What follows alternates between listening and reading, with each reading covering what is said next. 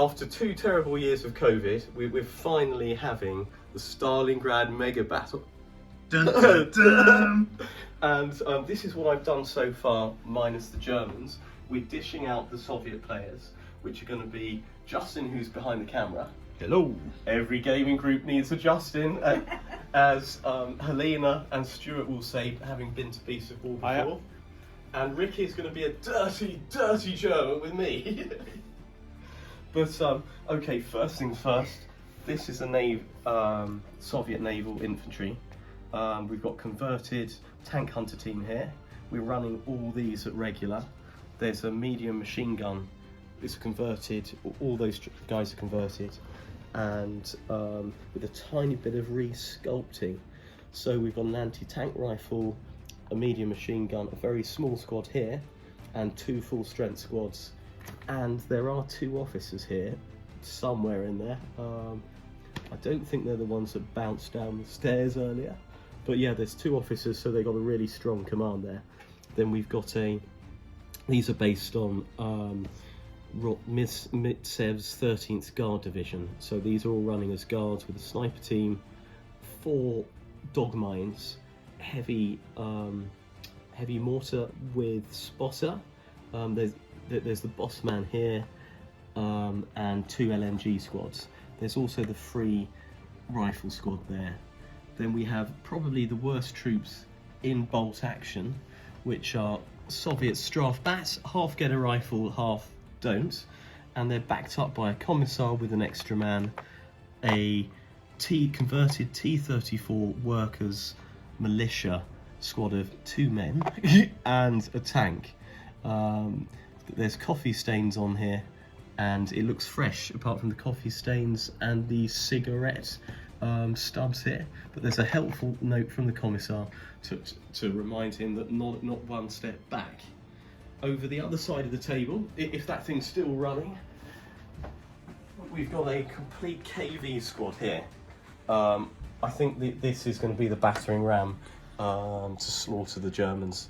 Then there's a complete 3 platoon, I think it is, of T-34 with the Stalingrad turret, a flamethrower KV.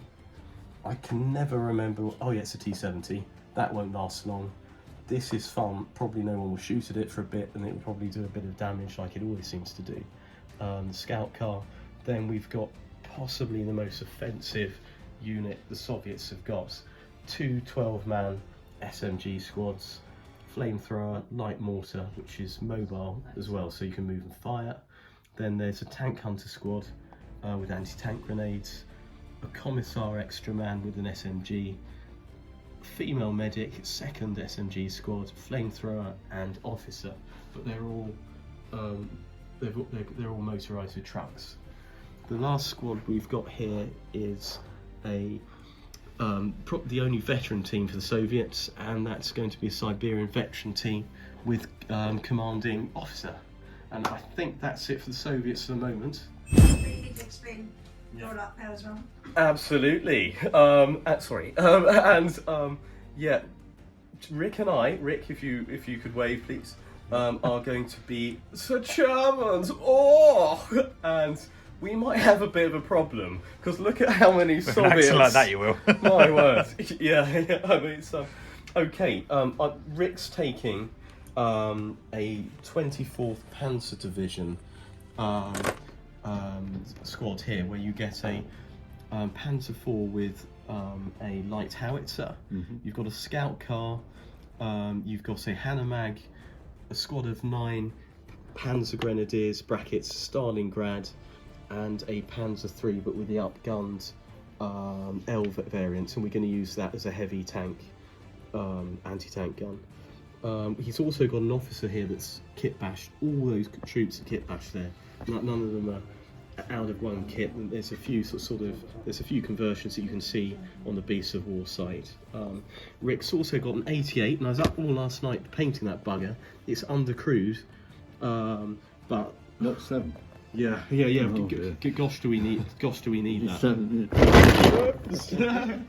Okay, carry on, keep calm, and all that stuff. Don't panic, Mr. Mannering. Violations, we've out the Russians doing Yeah. that? Yeah, I think the Germans may have sorted it themselves. We've got a pioneer squad here with flamethrower, and we've also got a pioneer lieutenant in charge of them with a pioneer extra man. We're running all these guys as veteran. Medic. There's a medic here, a medium mortar and spotter, a 5-man here squad, which is ridiculous that I've got this few regular Germans at the moment. Then we've got a 24th Panzer Division leaping with a leaping horseman insignia on it. Obviously a platoon of 3 Panzer 3s. They're useful because this variant, can you remind me of which one it was? Is it the J variant with the reinforced arse armour? Yes, it's the same all around. Then Is that for when you run away? it's certainly, I think it might be. To be honest, I don't think we're going to get the chance to run away. But we've got 2 Stugs here running both those veterans with the crappy lights howitzers of the time. We've got a Jaeger division, 100th Jaeger division set of troops here. They're all running as average. What's it called? Regulars. So we've got an LMG here. I haven't given them the regular kit because I wanted them to be taking a bipod and going light. Then we've got a light anti-tank gun. That's it's going to be an anti-infantry weapon unless anyone's silly enough to get close, because it has got the special sort of rocket Stillgranate that's very effective up close. And that's Mark Smith from The Cure, isn't it? With his eyes. Yeah, it does look like it, doesn't it? That's all I can see now. We've got 3 squads, 2 9-man squads of Jaegers, I think it's 7-man squad. We've got a light mortar, because they're a light division, a lighter division, then a sniper here as well. We've also got a lieutenant, and then we've got a captain here who looks suitably stuck up with his monocle. But yeah, great miniatures. I don't know how long we're going to last. But this is a mega battle, so the idea is actually, I mean, when you look at the Soviets that we've already put out in place, just to get an idea of the spacings for it, you can see actually the Germans are heavily outnumbered, but this is going to be some kind of dawn offensive where the Soviets are really pushing against the Germans, and it's for the Germans to defend their position, and we'll see how they do and how long we can go for. We're going to split the board into 2 bags so we can try and get the game working a bit quicker and have some dynamic about it, so that actually it's not taking forever to do, because we have played previous games with doubles where it does take a bit longer. So hopefully that will speed it up. And then, as you can see, there's some amazing scenery painted up by Michael that helps to get that good ambience of Stalingrad and the buildings. Which one's this? This is that is Pavlov's house. Pavlov's house, exactly. That's by foreground with a rect-end section, but really went to town with that. That was painted deep into COVID time. When I had more time for that sort of thing. The site's really good. Yes, very kind. Yeah. So I guess what we need to do is, I would imagine these buildings here, so Pavlov's house and the factory will be buildings, and the rest will be ruins for rules purposes. Not rubble. That's it. Only 2 rubble sections, which are the square, really flat bits, basically. 3 now, actually. They actually are rubble. Okay. Good. Okay. Right, so let's get the Germans set up and then we can come back. So we've split the table. The far end I've got 1 bag. This end I've got another bag. Is it green? Or is it grey. Oh, it's German. Oh, sorry. I snipe your mortar team with my sniper. Oh no, there's a flipping. Yeah, okay. Yep. Okay, so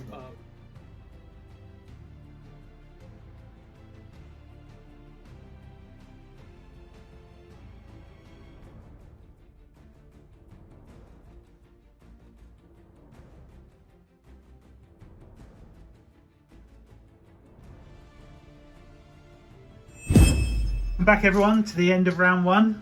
Michael's going to talk us through it. it's mildly underwhelming for my side of the Germans, but Rick has had a great time. I've lost this, my one anti-tank weapon, and that got taken out very quickly, very easily. And the only damage I've done is taking it. What we've seen is quite an aggressive front from the Germans, who have moved up quite quickly. They've taken the centre ruins here is that the Jaeger squad? Jaeger squad and Jaeger Yeah. captain. And the tanks have moved up and started firing at the Russian tanks. So the Russians are basically, everybody's just charged forward. They're all getting a bit blocked up because there's so many troops and so many vehicles. And we've taken some damage in the buildings as we've tried to take them. And as you can see here, we've tried to take cover from the tanks. There's about to be some battles for the ruins in the middle. But there's plenty of troops moving up. And with the Germans, they've all moved up and occupying the centre of the board. As you can see here, there's 2 squads in those different rooms there, waiting to the onslaught of the Soviets. So that pretty much covers this side. The snipers on top of the building are trying to pick out targets, but not had much success so far.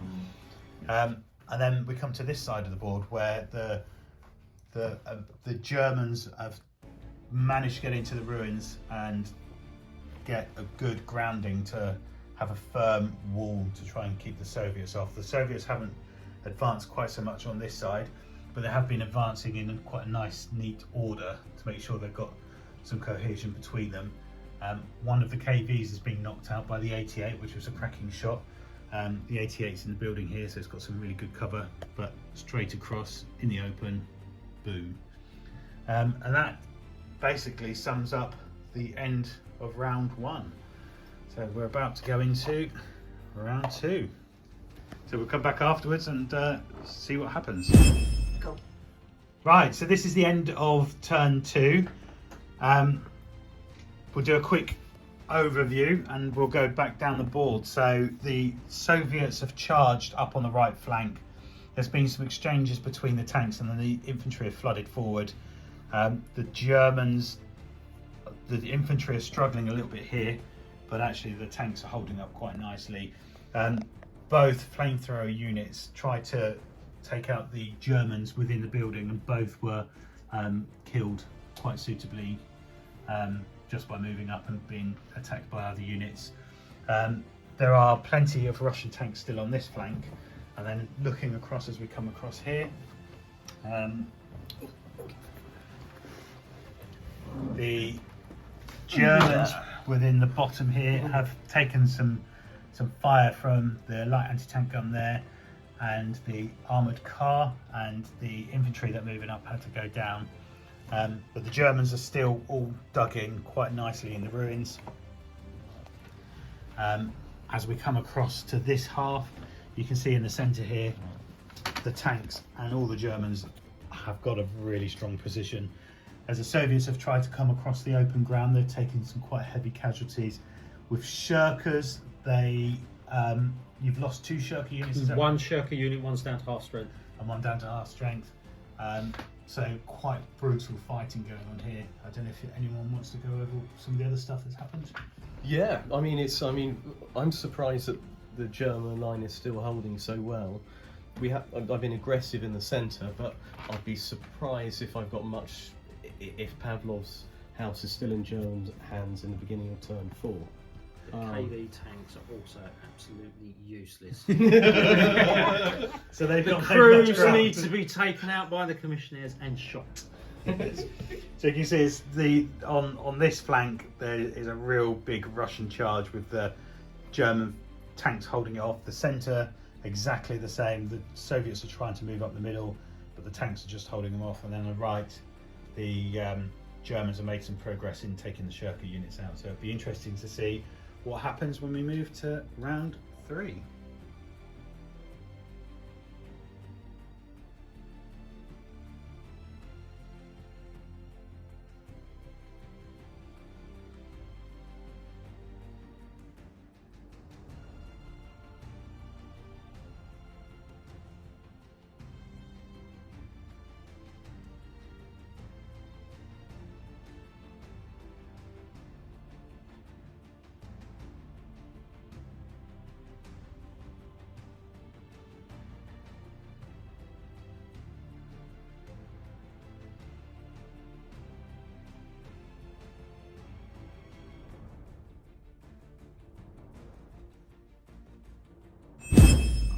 Okay, well this is the end of turn 3. As you can see, there's been a lot of battling going on. The dead pile on both sides is increased considerably. So a quick summary on this side, on this flank, you can see the trucks have moved back. Some of the Soviet tanks have tried to push forward. The Soviet infantry have basically eliminated the German infantry on this side, and the tanks are starting to take a bit of a hammering from the Soviet tanks, but they're still holding in there just. In the centre, the German infantry held off a lot of the Soviet infantry for quite a while, but the KV flame tank finished them off and managed to clear them out. And then on this side, whilst those German units were dealing with the infantry from the Soviets coming from this ruins, Stu's infantry managed to sneak up and charge in and won the combat, charging in to the building there. And then the Soviet veterans managed to do exactly the same for the centre. So we now hold pretty much most of Pavlov's house, apart from the German officer in the corner hiding, and the German sniper team, which is slowly picking off a few people.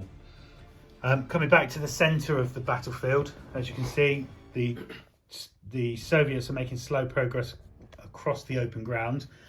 The Germans are holding quite nicely here. They are starting to take a few casualties, and then Rick has advanced with his double light machine gun unit and the Hanomag, which has injured quite a few of the Soviets and pushed them back, but has left him slightly exposed with some of the Russian units closing in around. And then on the far side over here, we've still got the Rad 8, and is it just 1 or 2 German units holding off across? Just the one. Just the one German unit holding off across the massive Soviet infantry that are coming in. So this is the end of round 3. Anyone else want to add anything? Or? Yeah. It's I think it's interesting that Pavlov's house was the height of the German advance, a bit like the real battle, and I've literally got a sniper and an officer and another officer in the other side, so they're not going to be there by the end of next go, I don't think. But I think this whole flank has just collapsed here. I might get the odd kill, but just the amount of Soviet dice in the bag, and how few I've got left. But yeah, I was expecting a bit more of the Panzer IIIs. Still got both my Stugs left, but they can't really take the tanks on. So I don't really have much left off my that's offensive really. It's just retreating really a bit with the Stugs. Excellent. Right, well, let's see what turn 4 holds. Right, wow, that's the end of turn 4, and it's been an epic bloody battle. As you can see, both sides taking heavy casualties, and there's been some intense fighting. I think it's safe to say the flank at this end has pretty much collapsed for the Germans. They've lost the Stug, and they've got the Panzer III that's knocked out. The other 2 are pretty much knocked out, whereas only one of the Soviet tanks is immobilized. And as you can see, the infantry are starting to sweep around. They've cleared out the buildings, they've cleared out Pavlov's house, apart from the sniper at the top, and they're making their way into the last stand of the Soviets in the centre, the Germans in the centre. Across the back, there are Soviet infantry moving across just to try and take up good position, ready to assault from all sides onto the centre there. The KVs still haven't done a great deal, but they have soaked up a lot of the fire from the German tanks and artillery, which are all still quite firmly embedded in there. And then across on this flank, there's been a lot of fighting, which we're going to have to ask someone to tell me what's happened. The Shirkers have actually done quite well. They've actually held this flank.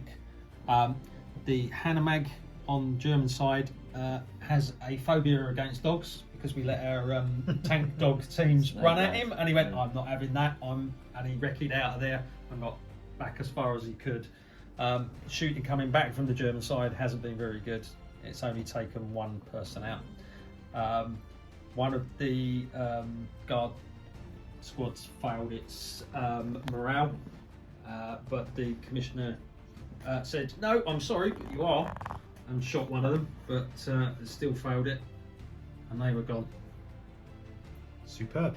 So that was the end of turn 4. I The think. Germans have lost their medic, Yes. Yeah. and they are very perturbed by this. Well, Yeah. also, my force is almost annihilated, where Rick's is 95% intact. He dug in. He didn't go on the offensive against the larger force. No, I've lost another Good. So one. let's see what turn 5 holds. I'm not sure it's going to Cool. last much longer.